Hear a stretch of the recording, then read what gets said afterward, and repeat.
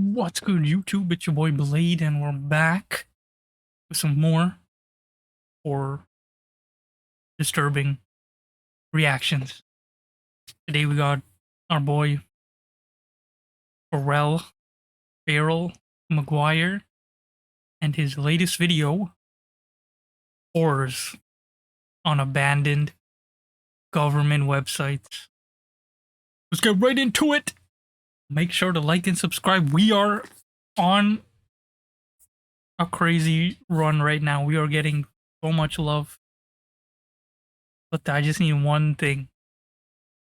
I need y'all to subscribe, bro. We are almost ending the year. We're close to the final weeks of December. If I can hit 500 subs, I could at least hit the first monetization goal. And that's what I want. I have the watch hours. You guys did amazing. And you boosted my watch hours. But I just need that sub. We need 500 before the end of the year. So if you're watching this, please sub for more reactions. And let me know in the comments down below what video do you want me to react to. Without further ado, let's start. In the 1990s, as the general public was trying to figure out the different ways they could utilize this interesting new piece of technology called the internet, so too was the US government. Even though Washington had been a key player in developing the technology that would later evolve into the World Wide Web, they didn't have any better idea how to use it than anybody else did. Outside a few universal initiatives to give government employees email addresses and to create online administrative portals for internal use, the countless federal and state institutions that exist in the country were pretty much left to create their online presences on their own, without any sort of guidance or set of standards to follow. This led to a bunch of chaotic, disconnected, and vastly different looking websites being created, which was pretty much par for the course when it came to the early internet in general. The White House would create its official website in 1994, and other federal agencies would soon follow. After an institution would create its official online presence for the first time, they would often fill out their websites with digitized versions of public records, just like the Tennessee state government. After creating their website, they would upload profiles for the different politicians that sit in the state senate. The Tennessee government still makes these profiles to this day, and the further back you look through them, the more outdated these pages look. They all seem to be frozen in the time period they were created in, with the entire user interface of the site morphing and appearing to devolve as you travel back in time through these legislator profiles. At some point, the UI disappears entirely, and all we're left with is a basic white screen with some text on it. No This looks like a freaking resume. different than a Word document. One such page seemingly stuck in a bygone era happens to be for a man named Tommy Burks. While this page might look like any other, it would soon gain a disturbing significance shortly after its creation, forever being linked to one of the strangest and darkest events to ever happen in American politics, one that you likely haven't heard of. A farmer by trade, Tommy Burks had been a longtime member of the Tennessee House of Representatives. Despite being a Democrat, he held a pretty conservative social outlook, opposing things like gambling, state lotteries, and even the teaching of evolution in public schools. He was the last of a dying breed, an old-fashioned liberal pushing for legislation that aimed to help the working class. This combination of fighting for the everyman and promoting right-wing social attitudes made him quite popular in the rural district of the American South he oversaw. At the time his now long untouched online profile was created, he was campaigning to be re-elected to a seat in the state senate, a position he had held since 1978. Burks was known as a very hard-working person. He kept his farm going throughout his entire political career, often waking up well before the sun rose to get his outdoor work done for the day, before driving 100 miles to sit for a session in the House of Representatives. Despite the long distance, he would never actually move away from his district, which was unusual among his fellow representatives and again only contributed to his already high popularity. Tommy had gone 20 years without losing a single election. He A generational run. Okay, Tommy. was a difficult candidate to beat, but politicians would still try. And in 1998, the Republicans chose a man named Byron Looper as a potential usurper. While Tommy had been a lifelong farmer, Byron Looper had been a politician from the onset of his adult life, having ran for the Georgia House of Representatives as a Democrat after graduating university in 1988.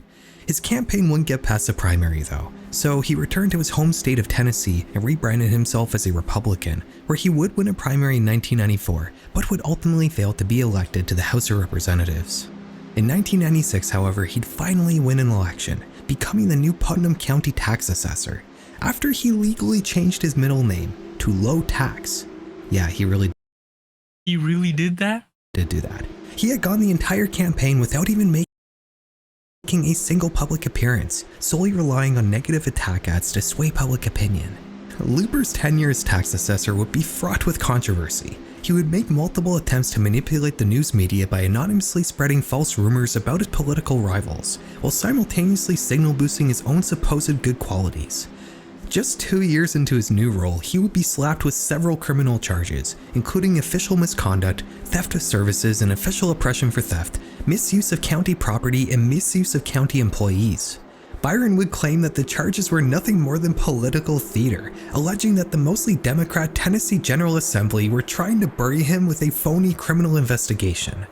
Not one to be deterred by legal troubles that could potentially land him in prison for a long time, Looper would launch his campaign to become Tennessee's next senator. The position wasn't his first choice. His true ambition had been to run for Congress, but he didn't win the nomination for that, so he took what he could get, which was to run against Tommy Burks. With Burks being such a popular, long-serving incumbent, the Tennessee Republican Party didn't see much of a chance of beating him, and as such, the Republican nomination had mostly been a token one, nothing more than a warm body propped up purely to maintain appearances, one that would almost certainly lose. Byron won the Republican nomination by default, as no one else had any desire to run in an unwinnable election. He would soon begin campaigning much in the same manner he had in previous elections, abstaining from all public appearances while relying on attack ads to do all his PR work for him.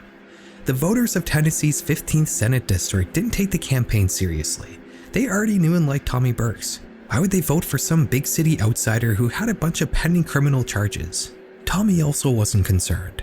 For him, this was just another in a line of many elections he had been through in the past 20 years as senator.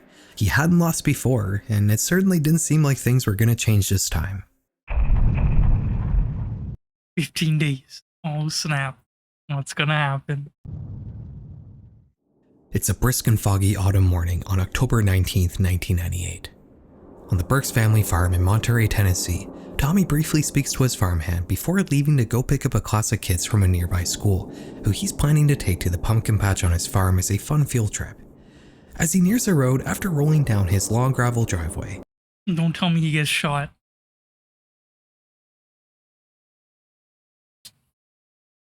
See, this is what happens when you stay winning. These men start putting the hits on you, and then a car pulls up beside him. This was unusual. Burks wasn't expecting company. He rolls down his window to greet his unexpected visitor, but I told you. What did I say? What did I say? What did I say? a loud shot rings out. Tommy Burks has been murdered. The news would quickly spread around Putnam County. People were shocked. Tommy didn't appear to have any enemies. He was a benign and respectful small-time politician who was well-liked in his community. Police too couldn't seem to come up with a potential motive. The farmhand who had discovered Burks dead in his car after hearing the gunshot said he had noticed a blue Chevrolet sedan speeding down the road, which was the only piece of information police had to go off of. The general public would reel in the uncertainty of the situation. Maybe this was some random senseless killing committed by an insane person. Maybe Burks had some secret double life that was completely unknown to his voters. While everybody was speculating, police were quietly investigating in the background. They had a suspect, just not one they could reveal quite yet. In the midst of all this, Byron Looper would maintain his distance from the public eye. He still wouldn't make any public appearances, and he wouldn't even make a statement acknowledging the death of his political opponent. Not terribly out of character considering his past, but maybe a little suspicious at the same time. Okay, so now our boy Tommy is down. So this is a free win. It's the middle of the night on October 23rd. Byron Looper is about to walk into his house, but before he gets to the door, somebody walks in front of him. Almost immediately he's surrounded. His arms are grabbed and something cold clicks onto his wrists. the police have found their guy. This might seem on the surface like a classic political assassination, maybe just unusual in how low the stakes were, but there is something different that sets this case apart from almost any other. You see, the car Byron had pulled up to in his house the night he was arrested was a blue Chevrolet sedan. He hadn't hired a hitman. He personally rolled up to Tommy Burks' house and murdered him himself. Byron knew he wasn't going to win the election, so his plan was to literally kill his competition. He didn't even try very hard to not get caught. He openly admitted to one of his friends that he had killed Tommy. The police had a strong case against him, but Byron had worked out a very bizarre scheme. You see, back in 1998, Tennessee state law mandated that if a candidate died less than 30 days before an election, their name must be removed from the ballot and cannot be replaced with another. Looper had found a loophole. He was going to be the only name on the ballot, and whether or not he would eventually be convicted of murder wouldn't change that. It's hard to say what his long-term goal may have been here, if he had a plan or not to somehow get a pardon for a brazen murder he committed, but in any event, Byron Looper was on course to win a state election, despite being charged with first-degree murder. Some members of the public would attempt to get Looper's name removed from the ballot, alleging that the murder charge constituted moral turpitude. Their efforts were unsuccessful. The Tennessee Republican Party would distance themselves from Byron, but they too weren't able to force him not to run. A murderer was about to be elected to the Tennessee Senate. That's crazy. How are they letting him continue this election? I don't know. It's November 3rd and the votes are being counted. Somehow Byron still manages to get 1,500 votes, despite the public being shown very strong evidence that he literally killed his opponent.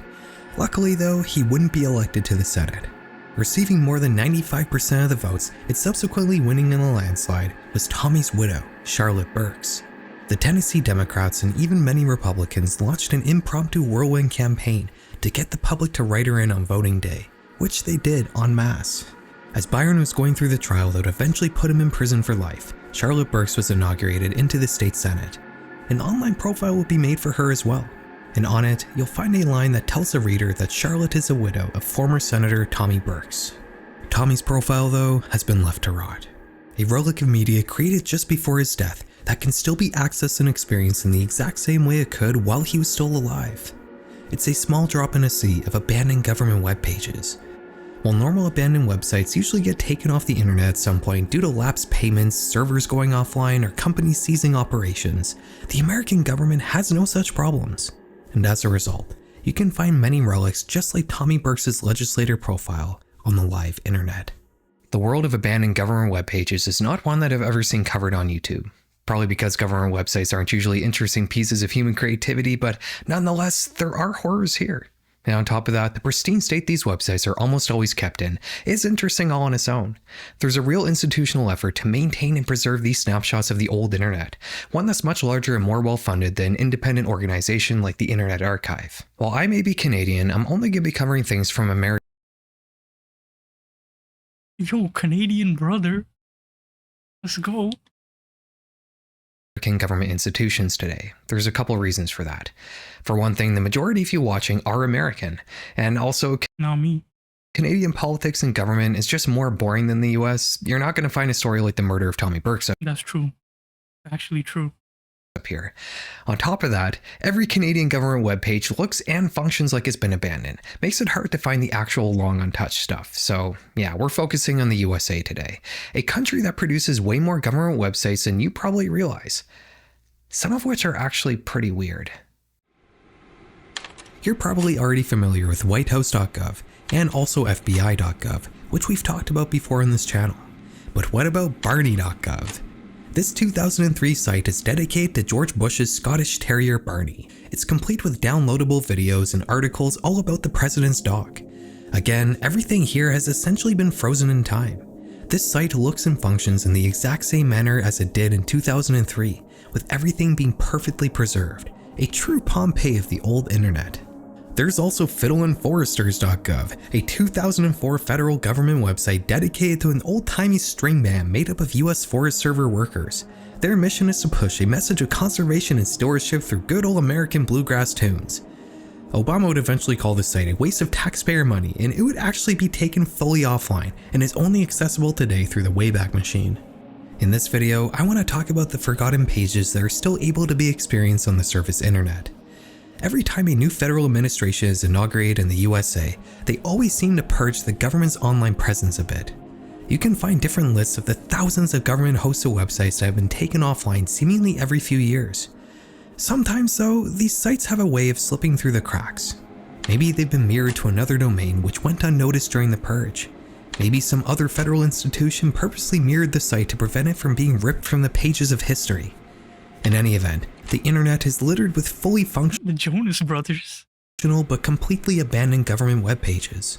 Some are silly, most are mundane, but a select few are disturbing, like the Office of Human Radiation Experiments. This 2009 site is less pristine than the others. There's a few broken links and images here. It's common for abandoned websites to go through a process called link rot. As the internet at large evolves around them, the external resources abandoned websites use often change or go offline completely, leading to a sort of rotting process that slowly consumes the website, almost like the decay of a living organism or the ruining of an abandoned building. The links on this page are actually all completely dead, which kinda gives this whole site a bit of an ominous feeling considering the subject matter at hand here. Luckily though, I was able to find a separate mirror showing an older version of this site, although it does purport that it was last updated in 2012, but it obviously looks much older than the 2009 mirror we were just looking at. This version of the site has been kept in pristine condition. Everything is fully preserved, including the downloadable videos and images, which makes it much easier to decipher this website's purpose. It's intended to be a web portal to digitally serve up the findings of a government organization called the Office of Human Radiation Experiments. This 1994 department was enacted to investigate the USA's use of human subjects when studying the effects of radiation on living organisms during the Cold War. As you can imagine, this is a bit of a dark piece of history. These experiments were often misrepresented to the test subjects, with doctors describing them as groundbreaking new medical treatments, even though they didn't have any idea what would happen when exposing these patients to high levels of radiation in different ways. Sometimes these experiments were done without any consent from the test subject, like when 18 hospital patients were unknowingly injected with plutonium in the mid-1940s, many of whom would eventually develop different forms of cancers that would kill them. Around the same time, at Vanderbilt University, coincidentally also in Tennessee, more than 800 low-income pregnant women were given a drink dosed with radioactive iron, being told it was merely a vitamin mixture. At subsequent hospital visits, doctors would study the radiation's effects on the mothers and their babies. The long-term consequences of these sneakily administered experiments are unknown, but the mothers who got the drink reported such symptoms as rashes, bruising, hair and tooth loss, and even cancer. Possibly the most horrific case. Bro, this is literally The Boys. This is literally The Boys. The show The Boys has the same concept where they're injecting babies with the V and creating superhumans. Is that what they were doing back then? Who knows? Who knows? There could have been a superhuman baby that existed in the 1940s now. Imagine the pregnant woman drinks the radioactive thing. And when the baby comes out, superhuman baby. So these forced human radiation experiments was that of Vertus Hardiman. In 1927, when he was just 5 years old, he was visiting the Gibson County Hospital in Lyle Station, Indiana to get treated for his ringworm. His parents were advised to try out an experimental new therapy, but they weren't told that it would involve dosing little Vertus with high amounts of radiation, enough to make all his hair fall out. The ringworm would be cured using this method, but in the same vein as killing a spider by burning down your house. Vertus's hair would never grow back. The bones in his head would erode and shift around, molding his skull into an unnatural shape. His scalp would turn pink and red, and would be covered in blisters and bumps filled with pus. Though he would suffer from extreme pain from both constant headaches and burning sensations that would never go away, Virtus would lead his life much like anybody else. He would move to California and work for most of his life in the Los Angeles County General Hospital. He'd cover up his untreated wound with a wig, and on a surface glance, you wouldn't even be able to tell that this was a person suffering. Yo, that's crazy. This guy doesn't even... He looks normal. From a horrible radiation disfigurement. Virtus would eventually die at the age of 85 after his radiated skin finally became cancerous. But before he left this earth, he consented to have a documentary done about his story, which he had kept secret his entire life. Before he passed, he would do a photo shoot to reveal to the world for the first time just what he had been hiding under his wig. Despite having to be reminded every day of the enormous injustice he had experienced as a 5-year-old, Virtus Hardiman still managed to live a full and happy life. While many in his situation may have let their condition turn them vindictive and miserable, Virtus on the other hand refused to be bitter, and even managed to find it in him to forgive the doctors who had so carelessly disfigured him. He was often quoted as saying, "If you're angry, that means your heart's not right." The purpose of the Office of Human Radiation Experiments was to declassify and expose these injustices to the public. They would soon follow up by enforcing stronger regulations and opening up some compensation programs for the affected individuals who hadn't yet died, which led to some monetary settlements being reached, but no amount of money can fix a life filled with health issues, pain, and physical disfigurement. The Office of Human Radiation Experiments serves as a detailed peek into an often overlooked and tragic part of American history, one that's kept finely preserved in the form of a long-abandoned government website. This next page has also been kept in a similarly pristine manner, despite not being updated at all for 25 years. It happens to revolve around a topic that was a particularly unsettling mystery at the time of its creation. Complete with a beautiful white marble tile background and this lovely CCD camera photo of the White House, this turn of the millennium site claims to be a special oversight board, one made to reflect the findings of the DoD's investigations into the chemical and biological incidents which occurred during the Gulf War. The contents of this site are pretty dry, mostly being made up of different reports and transcripts of meetings, but the story it tells when it's all put together is indeed quite disturbing. Starting in 1990, a coalition force made up of 42 countries but primarily led by the USA would declare war on Iraq, who had just invaded their neighboring country of Kuwait. By February the following year, Kuwait had effectively been freed and a ceasefire would be called, with the entire conflict only really lasting for about 6 months. The Gulf War was the first major conflict after the fall of the Soviet Union, with President Bush deeming it at the time as the beginning of a new world order. It was a showcase for just how advanced Western military technology had become, and a true flex of the USA's might as a newly dominant world power. The ground campaign only lasted a mere 100 hours, with Iraq losing catastrophically. Tens of thousands of enemy combatants would be killed, enormous amounts of equipment and infrastructure would be demolished, and Saddam Hussein would have no choice but to surrender and agree to the UN's resolutions. As much of a victory as this was for the US and the coalition though, something quite strange was happening to the Western soldiers who had just been on the ground in the conflict. Perfectly healthy, non-injured combatants would come home and begin reporting about unexplainable health problems, including respiratory issues, headaches, muscle pain, neurological problems, and even terminal tumors. It's not uncommon for veterans to report health issues after going through a war, but the unusual thing here was the volume and consistency of these reports. Up to 35% of American soldiers who served on the ground in this conflict would endure one or more of these malignancies. That's 250,000 people all coming down with the exact same health problems. Though the ground conflict may have only lasted 4 days, these medical problems would last much longer, often growing worse as the years and decades passed. It would eventually be considered a lifelong chronic illness, with the medical community giving it the name Gulf War Syndrome.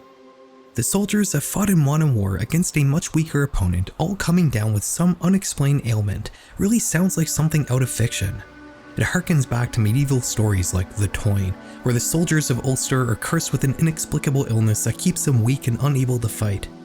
Gulf War Syndrome, on the other hand, is 100% real, and in the early 1990s, the US government had no idea what was happening to their veterans.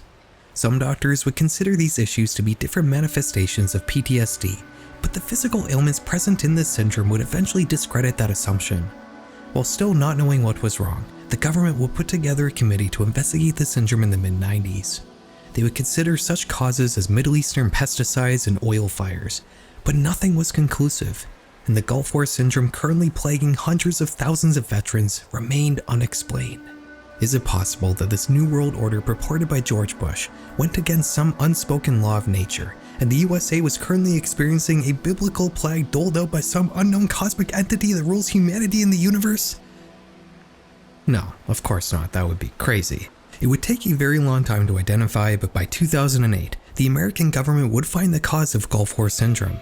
While bombarding the enemy forces, the coalition had attacked and destroyed several Iraqi chemical weapons facilities. This led to many plumes of toxic gases entering the atmosphere and unknowingly poisoning those who were in the vicinity of them, which included many Western soldiers. It was never PTSD or some theatrical plague, but rather the result of being exposed to low doses of poison gas for a prolonged period of time. I was about to say, bro, I'm pretty sure these mans had some chemical nuke. Not a nuke, but they definitely did something, because there's no way you just freaking get these symptoms. Even if the explanation may have been simple, treatment certainly wasn't. It's 35 years later now, and the medical establishment is still trying to figure out the best way to help those suffering from Gulf War syndrome. The common treatments seem to be things like cognitive behavioral therapy, aerobic exercises, mindfulness, and even yoga, which if you've ever suffered from a mysterious physical illness before, you'll know that those aren't exactly stellar options. Nowadays, Gulf War syndrome is more like long COVID than anything else, a multi-symptomatic chronic illness that's very hard to treat. But back in the year 2000, when the Special Oversight Board website was last edited, it was still an unexplained disease that some didn't even think actually existed. It's strange clicking through these old websites knowing that they'll never change, that they'll permanently be frozen in the era they were created in. Today, we only went over the more mysterious and dark examples, but it's just as interesting to look at the more mundane stuff too. For example, you can still access the White House website just as it was on the last day of each presidential administration. Once again, you can see the user interface morph and devolve as the years roll back. It might not always be the most interesting content, but it's fascinating to see such well-preserved time capsules of internet history. That's it for today, guys. Before we go, I have a couple announcements. For one thing, by the time this video is live, I will officially be a full-time YouTuber. My last W-mans, okay. day of my job was in mid-December. I'm pretty excited about that. Having the extra time is going to make it easier for me to consistently bring you guys longer videos. Okay, I like that, I know this one was a little shorter than usual, but honestly, I just kind of need a break. I've been going at it pretty strongly for the last few months, so I'm taking a couple weeks off, and I'll see you guys again in January. Valid. We will see you in January. You take your time, you rest up, and my boy Farrell is about to drop the heat next year, and I'll be waiting. Secondly, I'm participating in a YouTuber Christmas album. That's right, it's called A Terminally Online Christmas. I came up with that title, by the way. It features me along with some other creators you might know, like Jaden Salads, My Casey Valentine, and Raymundo2112.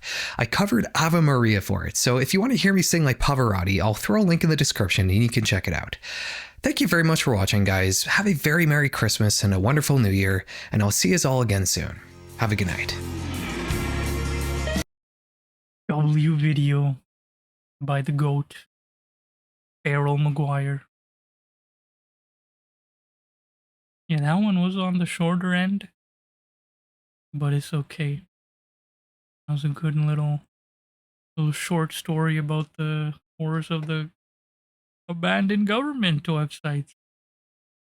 Nothing too crazy, but some weird stuff. And with that, that was horrors on abandoned government websites. I know I didn't react that much for this one. I don't know, I didn't have that much to say on this video. It was kind of different. It was more like me listening. And that's fine. That was the video. If you guys liked the video, make sure to give it a thumbs up. And if you're new here, subscribe. We are on the verge of trying to hit 500 subs for the end of the year. So please subscribe for your boy, and we'll do some more crazier reactions. Let me know in the comments down below if you have any suggestions, crazy videos for me to react to, and I'll react to them. And with that, I will see y'all in the next video. Peace.